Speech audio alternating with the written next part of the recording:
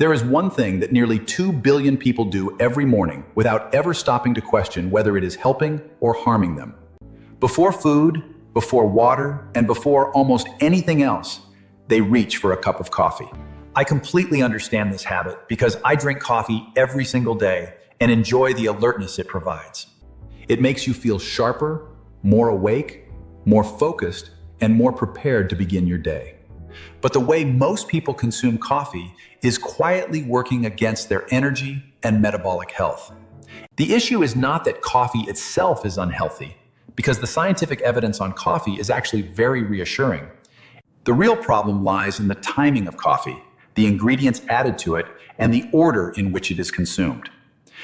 These seemingly small details trigger hormonal and metabolic changes that can explain why you crash by late morning. In this video, we will explore what coffee does to your blood sugar and why your morning routine may be creating the fatigue you are trying to avoid. We will also examine the best time to drink coffee and which milk and sweetener choices may be undermining your glucose stability. Caffeine works by blocking adenosine receptors in the brain, which temporarily prevents the sensation of sleepiness. Adenosine naturally builds up throughout the day and signals your brain that it is time to rest. Caffeine does not remove this sleep pressure, it simply masks it until the stimulant begins to wear off. When the effect fades, accumulated adenosine floods back into the brain and creates the familiar afternoon slump. This is the roller coaster of energy that many people experience every single day. Caffeine also stimulates the release of cortisol and adrenaline, the body's primary stress hormones. These hormones evolve to prepare the body for immediate action and to increase available energy. One of their key effects is signaling the liver to release glucose into the bloodstream. As a result, even black coffee with no calories can significantly raise blood sugar in some individuals. A study published in the British Journal of Nutrition found that strong black coffee before breakfast impaired glucose metabolism throughout the morning. Participants who drank coffee before eating experienced higher blood sugar after breakfast than those who drank water first.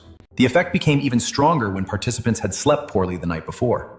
Poor sleep already raises cortisol, and coffee adds an additional hormonal burden on top of it. Continuous glucose monitoring research has shown that the order of your morning habits matters greatly. Cortisol is naturally highest during the first hour after waking in what is known as the cortisol awakening response. This is a normal biological process that prepares your body for the day ahead. Drinking coffee immediately after waking amplifies this natural cortisol surge even further. That additional cortisol signals the liver to release more glucose before you have eaten anything. When breakfast is consumed afterward, blood sugar starts from an already elevated baseline. This leads to a larger glucose spike, a stronger insulin response, and a more pronounced crash later on. Eating breakfast before coffee changes this process completely and creates a more stable metabolic environment. A meal rich in protein, fiber, and healthy fats slows glucose absorption and stabilizes blood sugar. Coffee consumed after food on top of a system that is already balanced. Researchers at the University of Bath demonstrated significant differences depending on whether coffee was consumed before or after breakfast. If you want steady energy throughout the morning, eat first and enjoy your coffee afterward. What you add to your coffee matters just as much as when you drink it. Sugar may seem insignificant in small amounts, but repeated servings create multiple glucose spikes across the day. Each spike is followed by an insulin response and contributes to fluctuating energy levels. If you prefer sweetness, stevia and monk fruit are the most glucose-friendly options. These plant-derived sweeteners do not meaningfully raise blood sugar and appear gentler on the gut microbiome. Milk choice also plays a surprisingly important role in your coffee's metabolic impact. Oat milk is popular and froths well, but it contains substantial carbohydrates and can raise blood sugar significantly. The processing of oats breaks down much of the fiber that would normally slow glucose absorption. Whole cow's milk contains fewer carbohydrates and also provides protein and fat that moderate the response. Unsweetened almond milk, macadamia milk, and whole cow's milk are generally better options for glucose control. Many commercial coffee shop beverages contain added sugars, especially barista-style plant milks. Reading ingredient labels is one of the simplest ways to avoid hidden carbohydrate loads.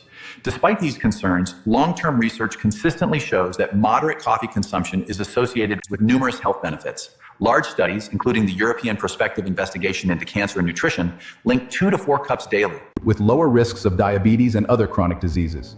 Coffee contains chlorogenic acids and polyphenols that offer anti-inflammatories and glucose-regulating effects. A small splash of milk after breakfast is unlikely to have any meaningful effect on blood sugar. A large sugary coffee consumed on an empty stomach is a very different metabolic event.